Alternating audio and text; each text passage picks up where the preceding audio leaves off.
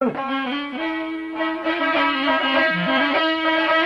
gelirdim daha güdüzden, hamma dönebilmem ala gözden.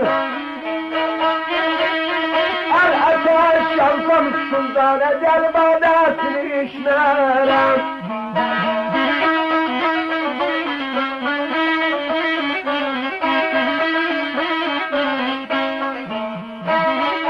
El ateş yansam sultan, bala bala. Ecel badesini işmerem, ecel badesini işmerem.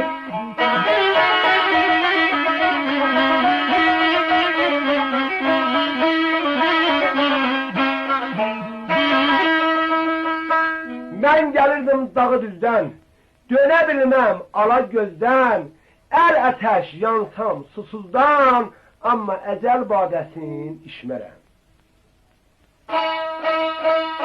Ama Şah Basir oğulcan, gel bu adaklığından el götür gülen.